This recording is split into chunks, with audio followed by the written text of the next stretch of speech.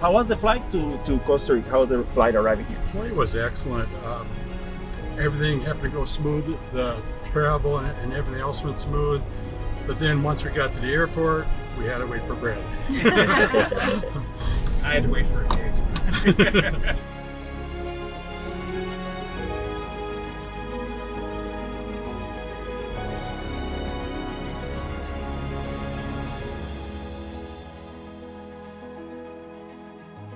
Welcome to the breathtaking landscapes of Costa Rica.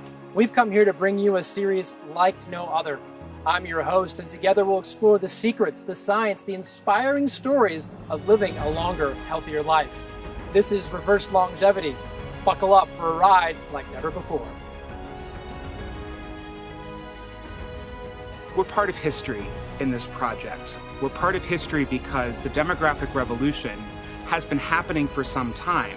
However, it wasn't until this last century that things really sped up, where we doubled life expectancy for humans in our countries, and we're on track to push past 80 and even 90 and maybe even 100 years old in the near future.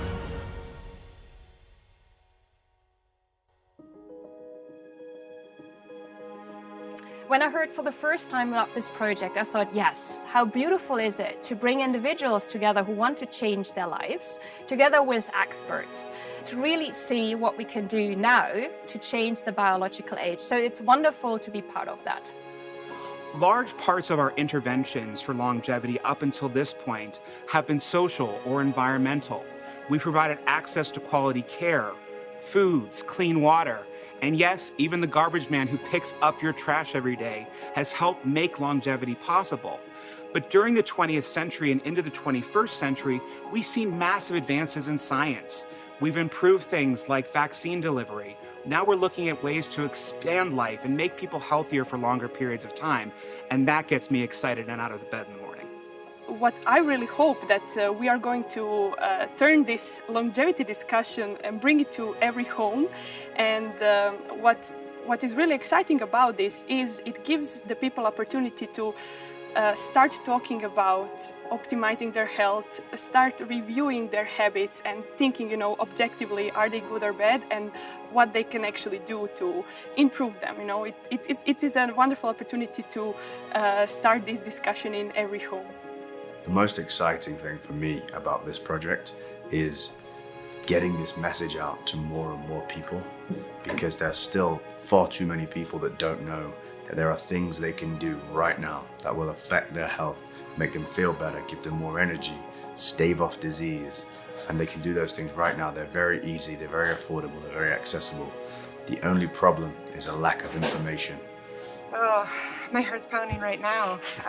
It was so exciting because I want to learn more things. I want to be that 92-year-old person who just did rim to rim at the Grand Canyon. I want to be healthy to keep doing more and more things. And I just thought, wow, what an opportunity. And I was kind of like, is this for real? It's just such a fantastic opportunity.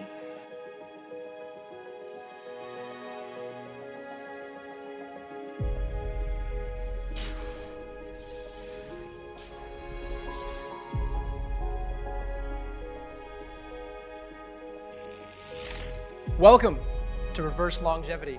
I'm Nick Engerer, I'm your host, and I'm joined here today by a panel of experts and guests to talk about the exciting future of longevity and the mindset we're here to adopt to know what to do about it.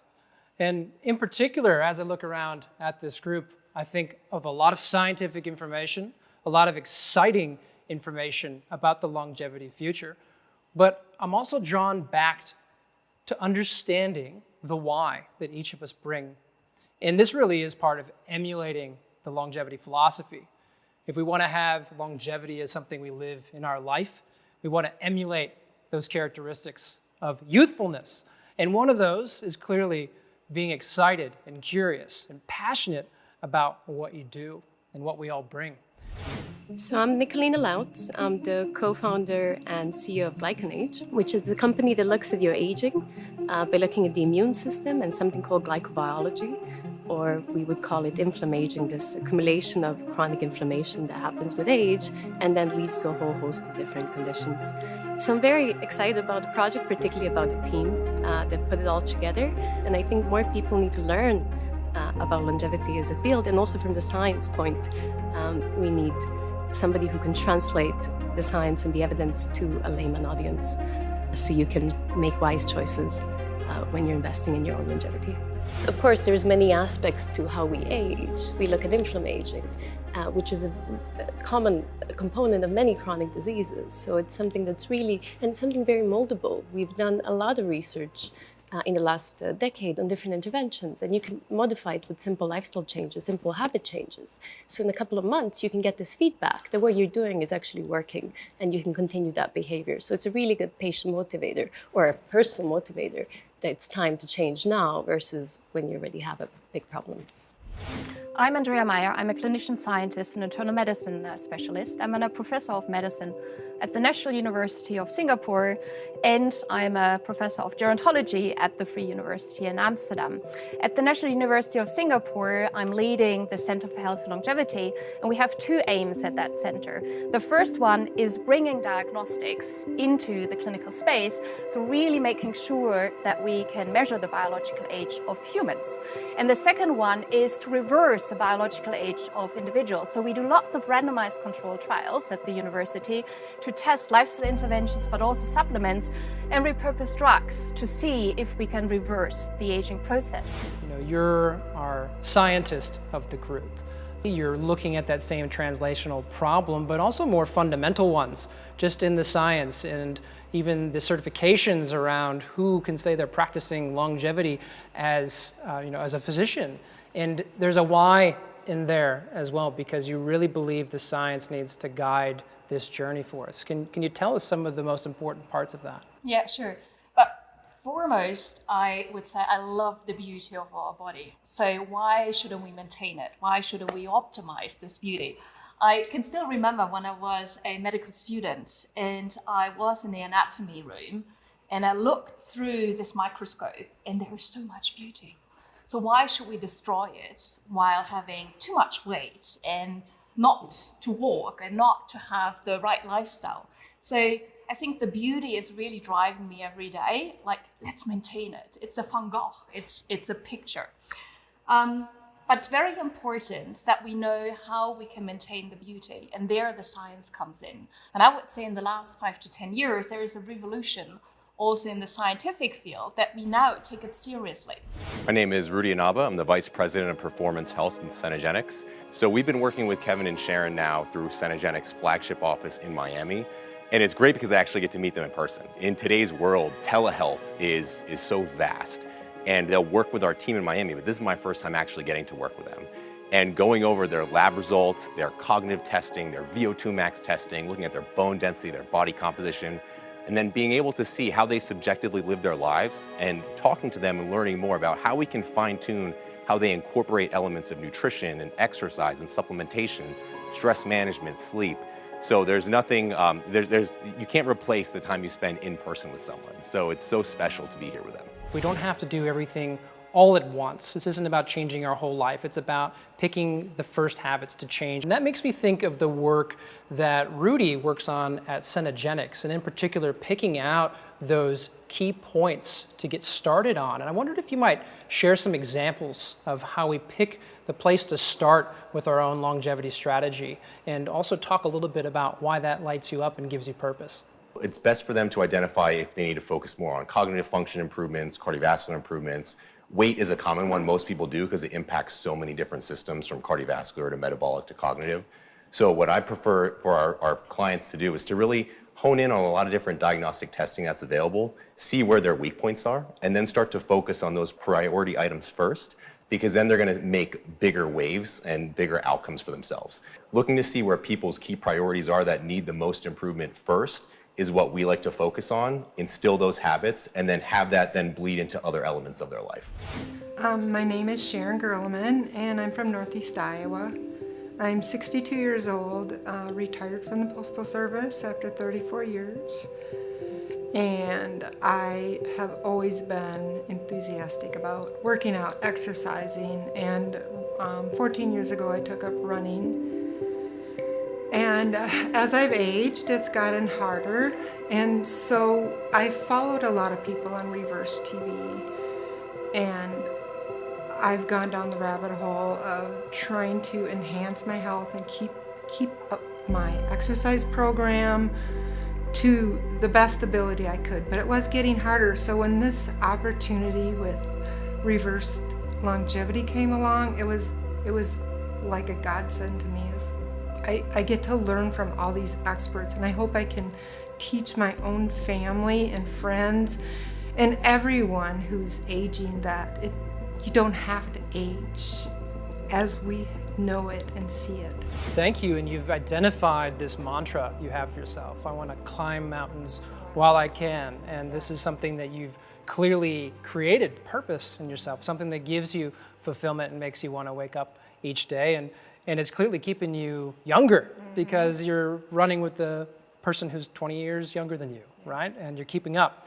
And I heard that in your testing you learned a little bit about your brain age as well. It was quite young. Would you be willing to share what your brain age was? At Cenegenics, when we tested, they put this thing on our head, this wavy thing, and we did some cognitive things, and they said my brain was 34 years old. 34 years old, so, if that's not a longevity mind, I don't know what is. It's a beautiful example. And you then mentioned the role of your partnership with Kevin in that. And Kevin, you would have your own individual purpose in there as well. Share with us a bit about that. You know, I basically stepped onto the scale and I was all the way up to 297 pounds. And I go, I'm not going to go over 300. It's not going to happen. So I'm going to fight this. You know, so then everything turned around. I gave up the pop, you know, and I dropped down to 285, but I was kind of plateaued. Really wasn't eating right yet. And after that, or whatever, I got into some exercise programs that Sharon was into. I shed 40 pounds. I mean, feeling great. But it wasn't attainable because I did not change my diet. You know, here it was, I put on another 5 pounds next year, another 5 pounds the next year. And then I was watching Sharon changing her diet, and I go, that works. I can do that. I can do all this stuff. Hi everybody, I'm Rafid Fadul. I'm a pulmonary critical care physician by training, and I serve as the chief medical advisor for Cenegenics, which is one of the earliest companies in the performance health and longevity space. What we do is really take a personalized approach to every patient and comprehensively looking at their lifestyle, nutrition, their exercise activity, and we combine that with the medical approach and the science that is the underpinning of a proper life that's focusing primarily on Healthspan and lifespan. We're headed to Miami, Florida for a health assessment with Cenegenics tomorrow. We're super excited. It's for the Reverse TV series that we were selected to be on. That includes the longevity. Good morning, Mrs. Gellerman, Mr. Gellerman. All right, nice to meet you. Nice to see you guys. You guys made it to the clinic? Yes. All right, awesome. So this morning I'll be starting with Mrs. Gellerman, okay? And I'll let you with the health coach team. They will be handling the physical assessment. Sounds good? Okay. Sounds good. All right, let's do it. 30 weeks. Yep, a little bit, yeah, a little bit.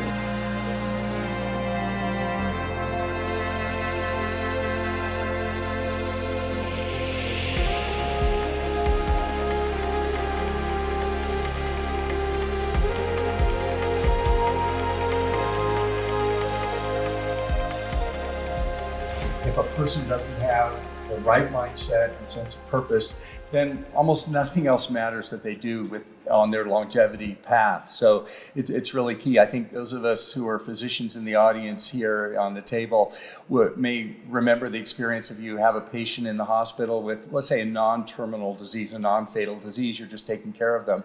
But the patient, for some reason, loses their sense of purpose and they just decide they don't want to go on living. Those people can oftentimes just pass away and they will die for no apparent reason. but it's the sense of purpose that's motivating them. So it's really powerful, and I'm glad we're focusing on it in this session. There's been a revolution in our understanding of health and longevity, and this knowledge has personally transformed my life. And I've now made it my mission to help deliver this information to a broader audience. In doing that, I've reached out on social media, doing programs like this, and also I've written a book with the title Lies I Taught in Medical School, which is coming out in a few months. Here we are on reversed longevity. It's right there in the title. And it really goes to that second part of the longevity mindset, which is the longer we're here, the more technology there is to keep us here. And I wondered if, by show of hands, how many people here think it is right now possible to reverse aging? Show of hands. 2. Yeah, 2 hands up. Right, so did I have any dissenters? Was that you, Rudy? No hand up? No, I mean, it's a play on the language. Yeah, a play on the language. Semantic, yeah. It's a semantic discussion. So, Rudy, jump in here into the fold. Tell us what that key semantic debate is around this concept of reversing aging. So how I speak to aging is that we can very much mitigate and decrease the speed at which we are aging. Too often people live very poor quality lifestyles from a number of different factors that really just accelerate the aging process. And that can be identified through various elements of their blood work and how they perform and how they're sleeping and recovering. And day over day, if that continues, that's going to rapidly increase that aging process. So by pumping the brakes on some of the bad behaviors, slowing them down, maybe putting more effort into certain things and identifying like where we can make those positive shifts, we can really, you can't reverse the course, but you can slow it down significantly, in my opinion. I guess it depends how you define aging, right? Yeah. Because if you define aging as a loss of function, then you can definitely reverse aging. But I That's guess and from that definition, I agree. So, but it all depends on that. Yeah, it all depends on how we define. I mean, from a VO2 max test, And that's the big hang-up yeah. right now is how are we actually defining it? Yeah. But very importantly, so that's absolutely what we do in conventional medicine. So we have normal and we have abnormal. You have abnormal lifestyle and abnormal physiology, and we change that. I think health and longevity medicine is really now trying to get grip on the what is normal. And normal is not good enough. Normal is not good enough. Yeah. What is optimal? And how to bring a person from a normal physiological state while being exposed to the aging process to make that person more resilient to the second to second, to the day to day exposure of everything, to make that person optimal, to therewith reduce the risk of age-related diseases later on. I completely agree with that. So reversing aging? Yes.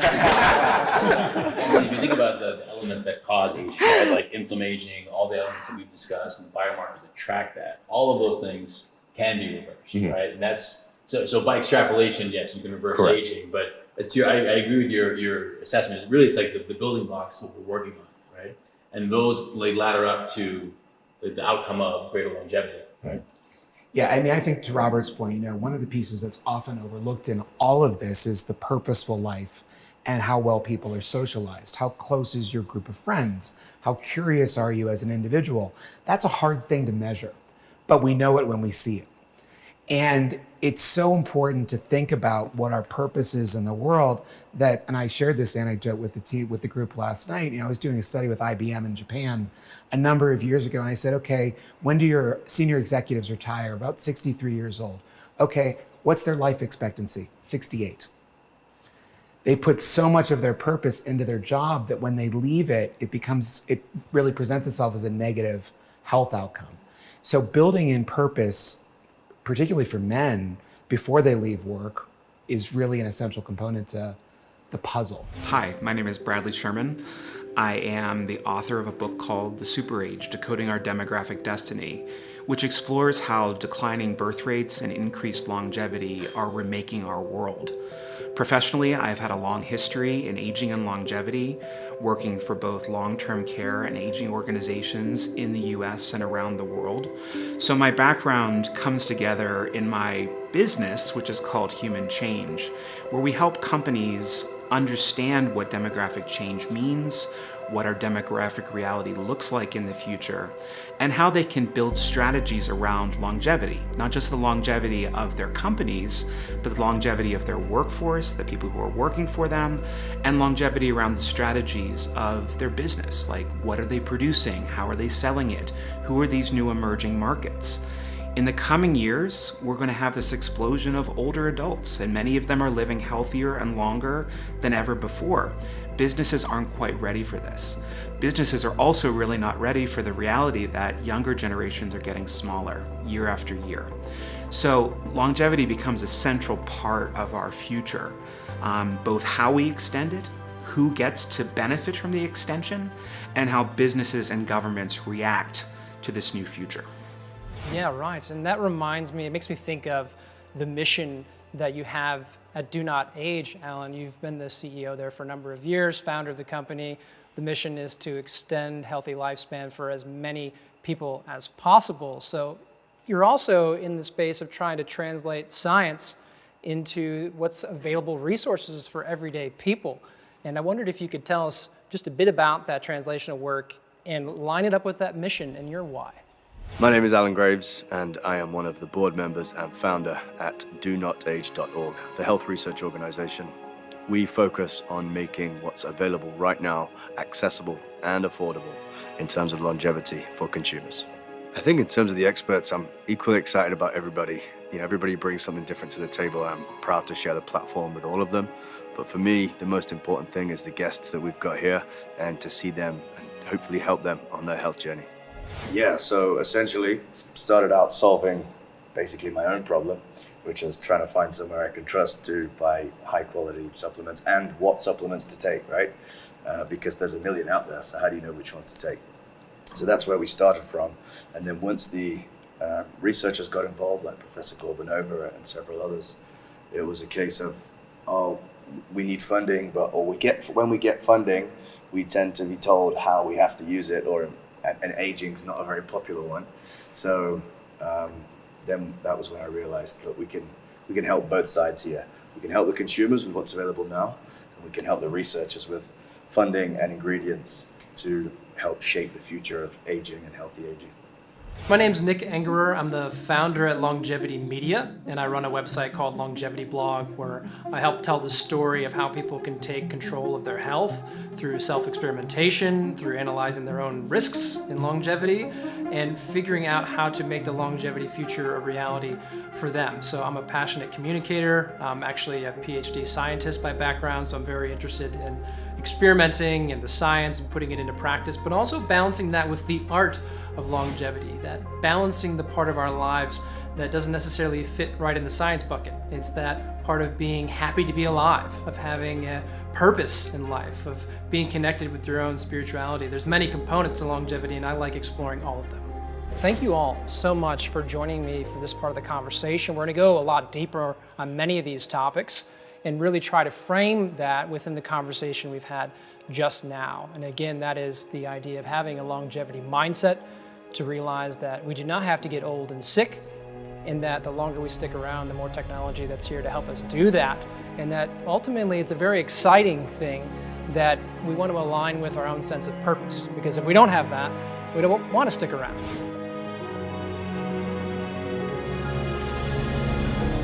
Foods that we choose to eat for ourselves, behaviors that we have, as simple as how many steps we take, how we have mindfulness around what we're consuming, how we manage our stress levels. There's everyday things that we can implement. And while they may feel like small, meaningless things at times, doing them day over day, week over week, month over month, decade over decade, has tremendous impact on our health. Very importantly is that the message around the table was, yes, we can measure it, we can intervene, and the purpose is most important. And I can only iterate it because we can now manipulate the human body. But if somebody doesn't want to live longer, we shouldn't really force individuals to do it. So it's a free choice to choose for health or not choosing for health. And I think that's very important.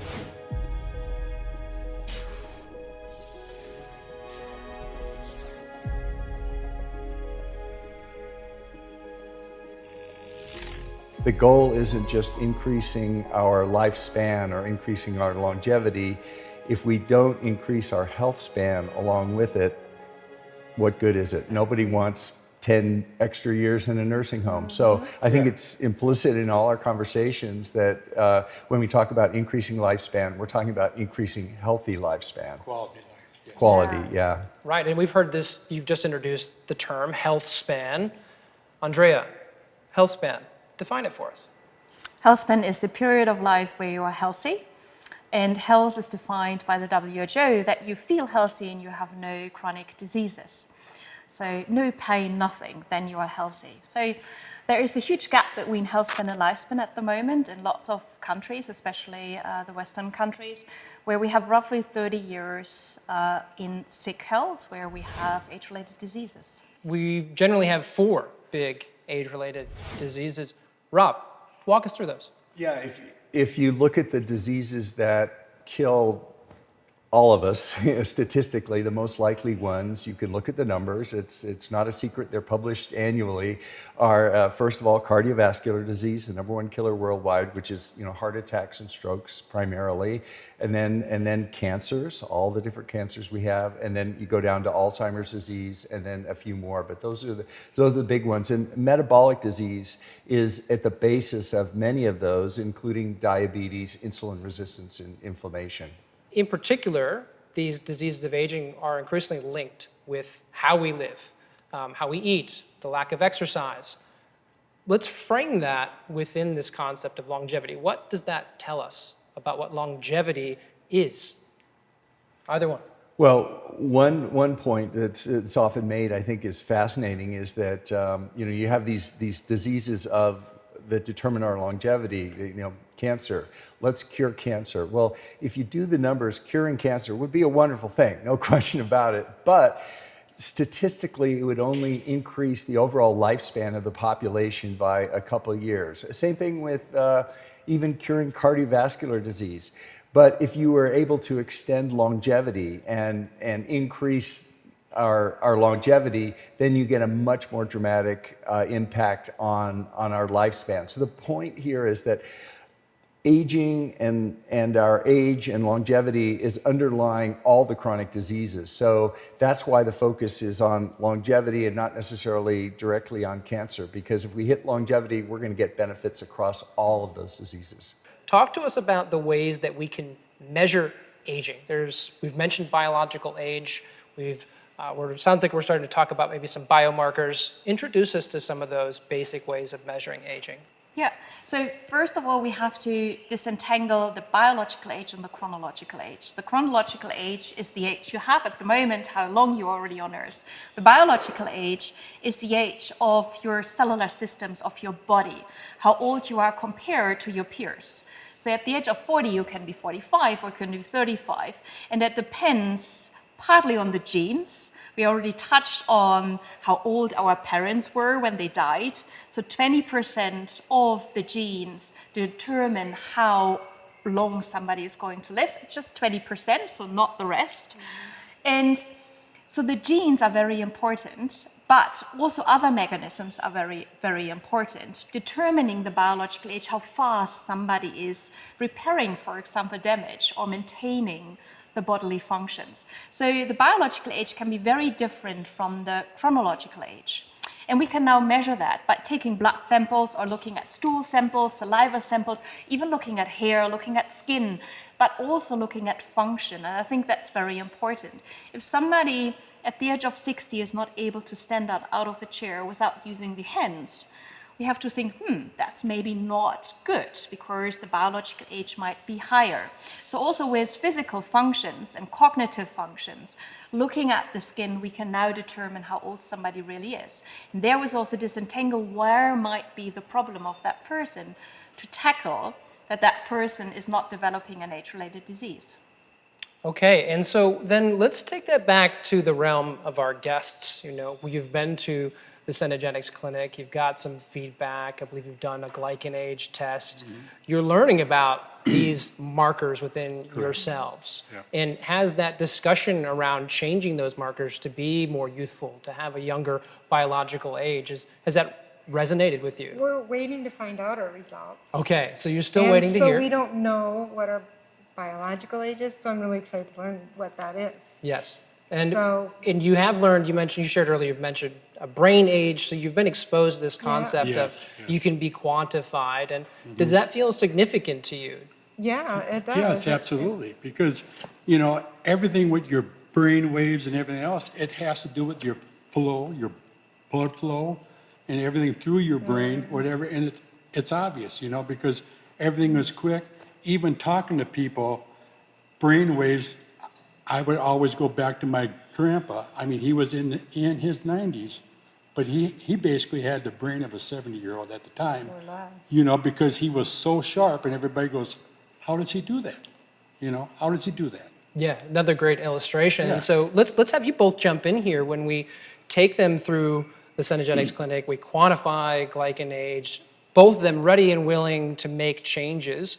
I mean, can we reverse their aging? Can we reduce their biological age? What's the state of the art? Yeah, I mean, these clocks that you mentioned, the GlycanAge clocks or the epigenetic DNA methylation clocks are revolutionary, and they're really great to have a handle, a metric for our longevity. And these tools are so exciting, and I'm so glad that you guys are starting to use that. And the great news is, at least initially, there's evidence to show that you can slow these down or even reverse the aging and get a lower number through what kind of things? You can do lifestyle factors. There are different things with, you know, replacing vitamin D, with changing your diet, with exercise. So all of our lifestyle factors that we're talking about today have an effect on the state of the art in these biological longevity clocks. So it's such an exciting time.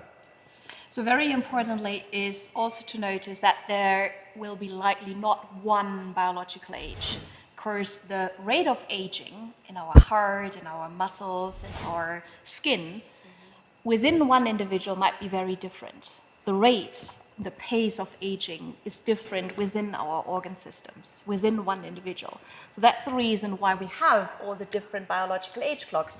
We have the immune clock, we have a muscle clock, we have a cognitive clock, as you already said. And the rate therewith, how an organ is aging, is different. And that's, I think, as a physician, very beautifully, because then I can actually target one or the other organ system to make that organ system younger. So I love that it comes back to mindset, because of course that's what's drawing everything together here. And we've got some really youthful mindsets over here in Kevin and Sharon's approach to life and in what they're doing already. I mean, they've made some significant diet changes. They've made some positive mindset and lifestyle changes, good physical activity. Are they already enacting what we're calling longevity? This is an important part of the discussion. Yeah, what I've heard from you about the dietary changes you've made, going into ketosis, the mindset changes, the sleep changes, the exercise changes, I think those are all contributing to increased longevity along with increased health span. So when I retired from the post office, at that time a lot of things were manual and I used my fingers a lot. And when I retired, I felt like I had arthritis in them. They hurt. And I mean, like he would squeeze my hand all the time when he'd hold my hand and squeeze it, and I'd just scream like, "Oh, don't do that! It hurts." Fingers would lock up for her. Yep. And when I gave up grains and sugars, it just went away. I had no idea that was going to be the outcome. I had no idea. And so I have no aches and pains anywhere. I don't hurt. And I just thought, I have arthritis like my mom. Here we go. I just have to accept it. But when I made that change, I realized I didn't have to accept that. I don't have arthritis. It was what I was eating and causing the inflammation. Like, inflammation's everything. So, yeah. Sounds a lot like reversing one of the signs of aging to me. Jump in here. What do you think about that? Yeah, I think by lowering your inflammation, you're reducing your risk for all the chronic diseases that you hit, because they're all at some level driven by inflammation and insulin resistance to some extent also. Andrea? So very importantly is that lifestyle, of course, is the first basis, the good lifestyle choices to make. But I think health and longevity medicine is even something else and something more. So it's very important, first the testing, and that's already what you did. Mm-hmm. You know what the pace of aging is, of your organ systems, once you get the reveal. Then there are targeted approaches, what to do and what not to do, and how much meat, how much fish, how much vegetables to eat, what kind of exercise to do, more resistance, of more endurance training, and to really tailor that to the individual. And when to sleep, and to really look at the chronotype, for example, when sleep is a good one, and focusing on the quality of sleep next to the quantity of sleep. So I would say that's the basis of health and longevity medicine. However, now we understand why we age, and now we can also interfere within the aging processes by, for example, giving supplements or repurposed drugs to interfere more precisely on what's going on in an individual. And of course, the next step really in health and longevity medicine is really targeting very specific ones with new therapeutics, which are kicking in the next, hopefully, decades, absolutely. Okay, so you've really actually started to answer that question really effectively in that it is longevity-focused approach to make the lifestyle changes to reverse something like arthritis, to have a young, youthful mental age or cognitive age, as you referred to it. These are the right steps. These are foundational. And then you've added on this precision approach and then teased us a bit with things that might be coming down the pipeline in the future. So let's look at that other side of longevity where we're moving past just the simple, not simple, but the more foundational lifestyle changes and into some of these new technologies that we're starting to see become available to help us stay around for longer, right? You've just mentioned some of them, Andrea. So you get this personalized medicine information or personalized biomarker information. What happens next? When does it go into not just healthy lifestyle anymore, but actually maybe pinpointing a certain disease or a certain risk factor for the individual? It's already there. So there are lots of health and longevity medicine clinicians who are already practicing it. So looking at the genome, the epigenome, the microbiome, everything we can measure in a person biologically, but also clinically, physically, including the brain, including the function of the joints, we can then pinpoint what to do and what not to do. And we really focus on the interventions with the highest chance that they really make a meaningful difference. We call it a clinically significant difference to that person's life. And that's very important. We are coming back then also to the motivation. Because why to change all the lifestyles if you don't feel it, that it doesn't help? So why would you stick to it? So it's very important to really pinpoint what is the real problem, what is the root cause, tackling that and asking the individual, do you feel it? Do you have less pain? Do you feel more energetic, etc.? To really bring that motivation in because we are aging all the time, for decades, all the time we are on Earth, to really antagonize that. And so, with what you've just described, what's in the near-term pipeline, looking back to these examples we opened with to start, living to 90s, living to the early 100s, is it a real possibility that Kevin and Sharon could live longer than those examples they have in their own family? Absolutely. So first of all, there's motivation. That's number one. The second thing is, I think you already made diet changes. We already know out of epidemiological research that if people are going from a normal diet and they're changing it to an optimal diet, that you would increase the lifespan by, at the age of 60, 6 to 8 years. At the age of 20, if you would start in changing the diet, you would even increase it to 10 to 12 years. So it's so powerful what we eat. And of course, also, if we are moving, if we have good stress, a balance between in our lives, and how much we sleep and what the quality of sleep is, and how we perceive stress, for example. So this is all just looking at very, very tiny differences in life, what you could do to increase your lifespan. And then it's about fine-tuning based on your genome, your epigenome, and on all the biology. Right. And most of all, you're passionate about what you're doing, you're committed, you have the mindset, and that cannot be underestimated. I want to climb a lot of mountains. So about 5 years ago, I got more serious with my health. Actually, 22 years ago, I donated a kidney to my brother. So I knew I had to really step it up and take care of my health. And it's been hard because there's so much misinformation with food and diet and exercise, and it's just been a struggle. And then about 5 years ago, I came across this fat adapted for my running to help my running, because when you're in the running world, it's all about carb loading and all this, and I didn't feel good doing that. So I started going low carb and intermittent fasting and just going down the rabbit hole with all this healthy eating. And so I dropped like 30 pounds in less than 3 months and felt fantastic. And then Kevin started coming aboard with some of the changes I made. And we've just been trying to continue to improve our health. My name is Paula Francekovic, and I'm a GlycanAge specialist. GlycanAge is a company that measures biological age by looking at the rates of chronic inflammation. And we do that by taking a deeper look at the glycan structures. Those are very interesting and somewhat mysterious structures that tell us a lot and can be a really good biomarker of detecting the biological age of your immune system. And my role as a GlycanAge specialist is to help people navigate the complex world of glycobiology and what it means for their personal health. And I also help them create their personalized path to a healthy longevity. We have a product that can tell your biological age through a blood test. You can also think of it as your immune age. But in the background, we publish about 30 papers a year and look at a whole host of different conditions, from autoimmune to cardiometabolic, where in many cases we see the glycan pattern change a decade before disease.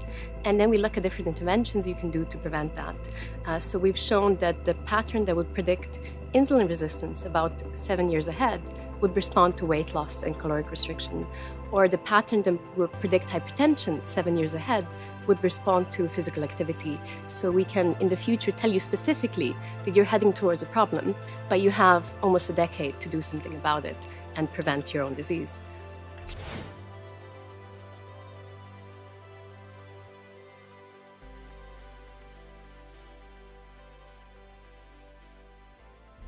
Well, we're joined here by both of our guests and also Paula from GlycanAge to talk a bit about the GlycanAge biological age test, how it works, the behind the scenes bits and pieces, and also excitingly to share with you both your GlycanAge test results. Now, this is something I've gone through myself, so I think the most important thing you can take away from it is it's a starting point. Yeah. Over to you, Paula. Thank you so much. So hello, both of you again. I'm here to reveal your GlycanAge test. This is a test that measures your biological age, and we actually do it by looking at how much damage did the chronic inflammation do to your body, to your immune system at this point in time. And the way we measure it is by looking at your glycans. Glycans are very interesting and quite mysterious, still undiscovered a little bit molecules that actually cover most of the protein structures in our body. But here in this test, we are looking at the glycans on our immune system. So we are taking a closer look at your immunoglobulin G molecules. Those are the most abundant molecules of our immune system. And they have glycans around them. They have kind of this fuzzy layer of glycans that they use to attach to other parts of the body, perform their function. So they are quite important to be happy and healthy. To kind of bring it a bit closer to you, I would like to use an analogy. So you can imagine your immune system as a house with just bare walls and a roof, and the glycans would be everything you put inside that house to make it a warm and loving, fully functional home. So what can happen with that stuff is over daily use, it can just suffer through daily wear and tear, and we can see some signs of damage. Similar thing happens with our glycans, and depending on the quality of that stuff, so are you using proper wood or some cheap wood, the damage would be higher or lower, and that's the genetic part of the glycans. So 40% of the glycan structures are driven by genetical factors, and the other side of this test is the environmental and the dietary side. So are you ready to hear your results? I don't know. It's kind of scary. Most everyone that does biological age tests has a similar reaction. So you're not alone, and you're very brave for this, finding out your starting point. Yeah, and I think this is an exciting, knowledgeable, powerful thing to have as a starting point, and you can do a lot more to change it. Okay, so I will reveal your overall biological age first, and then we will get to the specifics and talk a little bit about different glycan indexes. Okay, so first, the biological age. I'll do yours first, Sharon. Okay. So your biological age is 3 years younger than your chronological age. Not very much. I was hoping for more. Okay, so let's talk about, so majority of our clients fall into a category of plus or minus 9 years from their chronological age. So I believe that could be a little bit lower, but you, from our conversation, you did this before your intensive lifestyle change. So it's a really good starting point to be coming from, you already have some health in your glycans and you want to kind of preserve it and reduce the biological age even more. Okay, Kevin, let's do yours now. I won't keep you waiting.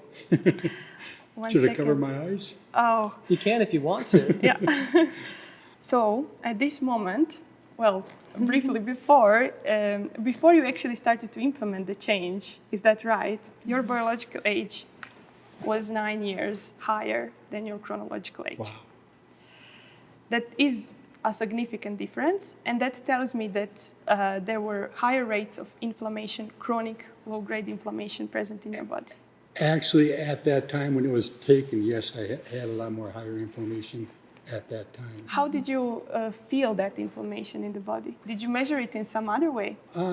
Well, actually it was in the feet, the legs. I could feel it there. And then after going through everything at Centogenics, whatever, they basically told me there was inflammation in here. I didn't know it was there. I had no clue, whatever, And so then after that, basically putting us on supplements and everything else to try to take care of that inflammation. It would be very interesting to see the end results, after the implementation. So let's start talking a little bit about the indexes. So let's go back to the first report. So in GlycanAge testing, we do an overall biological age reveal, but we also take a deeper look into specific glycan structures. So that would be like looking at your cupboards, your beds, and your rug, for example. And this is what gets most damage with the impact of chronic inflammation. And we can, dig a bit deeper and find out where this inflammation is arising from. So for example, we have this index called Glycan Shield, and these are your results, Sharon. So you can see from that report that you are on the 80th percentile. So that means that only 20% of the population of your people from your chronological age group have a better result than you. So that's really good. That's amazing to be at that percentile. So that actually tells me, so typically we see this kind of elevation in this index with people who take really good care of their diet, supplements, they have an antioxidative regime, they kind of reduce the oxidative stress in the body. So can you tell me, were you already doing this at the time of the test? I was, but my diet wasn't tightened down. I was sneaking a lot of treats in. I'm pretty much no sugars, no grains, but So you were already doing that I was before? doing that before, definitely. But I wasn't, I got lax. So, yeah, I tightened it up a lot since we did our... So we can see on the next test, did it improve even more? That's a potential as well. I will be excited to take another test after we really buckled down and we're serious. Yeah, okay. So, Kevin, for you, your Glycan Shield was on the 37th percentile. So that's below the average of what we expect. So that kind of ties into the thing that you were describing before of high inflammation. So that tells me that your immune system was prone to damage. So if you had a certain inflammatory disruptor, it would impact you more than, for example, you would kind of suffer the damage, you know? So can you just briefly comment on this? Were you at the same point with the lifestyle change as Sharon, or? No, you know, because I would say probably about the time this was taken, that's when I was going completely on board. Otherwise, you know, you stop at a convenience store or whatever, you know, and you're walking through, you grab a coffee, and next thing you know, you have a couple cookies in your hand. You know, I mean, it really wasn't tightened down until after this was processing. Then I go, I got to get this stuff right. So coming back to the indexes, another set of indexes, the 3 ones, are describing your potential to produce younger looking or older looking glycans. So in both of your cases, this possibility to make younger looking glycans is reduced, but in your case, Kevin, the potential is kind of, you're regaining this potential. So we see this pattern sometimes in people who just started a change in just a few weeks before the test. But what we can expect is for you, for example, for this glycan youth to go up in the future if you continue to do this protocol, and for the glycan mature structures, which are very pro-inflammatory, to be reduced in the future. So this is, if we want to do a retest, this is what we would expect, and that's a sign that you're reducing the inflammation in the body and that you are on the right trajectory. And Sharon, in your case, we see a similar pattern, which is something that we typically see in women in the perimenopause, menopausal period. Are you comfortable with about talking? Yes, absolutely. Yeah. So we see a reduction in the glycan youth structures and an increase in the glycan mature structures. So this is a typical pattern, like pro-inflammatory shift that happens, well, with almost every stage of a woman's life. So we see this kind of pattern with pregnancy, with breastfeeding, and also with entering the menopause. And we can do a lot to reduce this inflammatory risk. And one of the things that we can do is, for example, implement some hormonal replacement therapies and combine it with good, proper care of our lifestyle and diet. Yeah, and as we close out that segment, I just wanted to leave you with some encouraging remarks, because what you've done here is, number one, be brave and go out there and do this. And most people, when they first encounter a biological age test, many of them stop because of that fear. You didn't do that.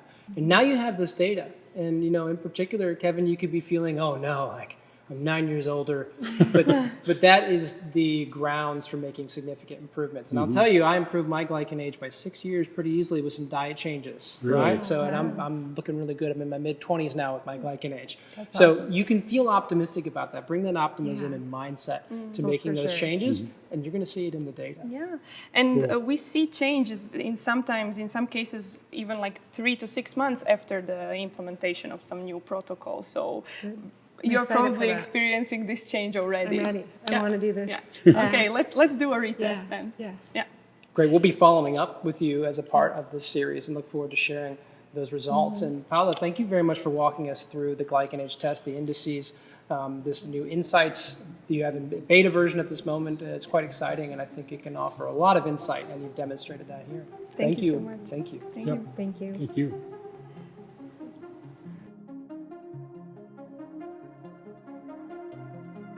I felt that I was younger, you know, but basically when the test came out or whatever, it showed me what I have to work on with my diet, you know, because actually that's a lot more diet orientated than the up here, the mental part of it.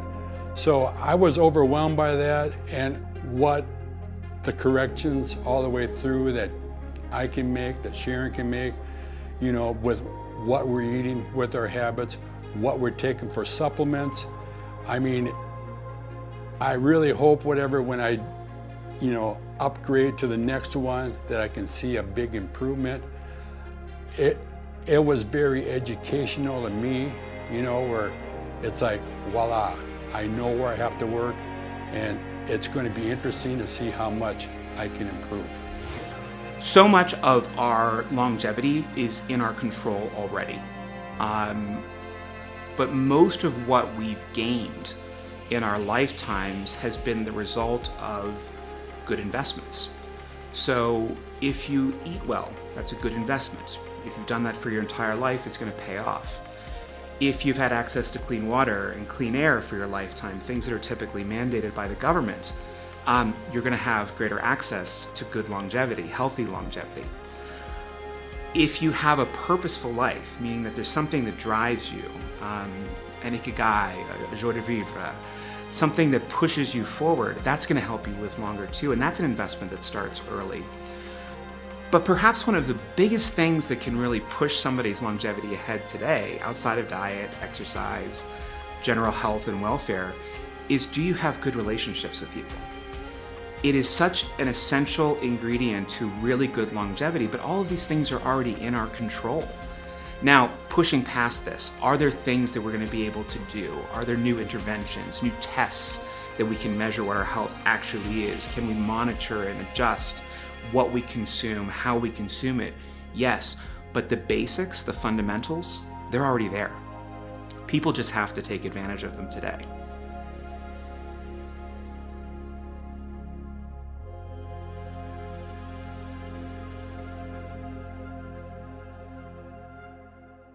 Well, we've got to the end of our first day of shooting this longevity-focused docuseries, and it's been a wonderful conversation so far. But another really enjoyable part of getting to shoot this series is coming to Costa Rica. And you've already noticed the beautiful landscapes, the interesting wildlife, and you've been hearing about that pura vida. And you can feel that spirit when you're here, that you know it's a blue zone. You know it's a place where people are living a good, long, and healthy life. But I cannot let this day go past, or your time here in Costa Rica go past you, without introducing you to a little bit of local musical talent. Get a feeling for the culture. We have tonight performing for you El Grupo Marimba.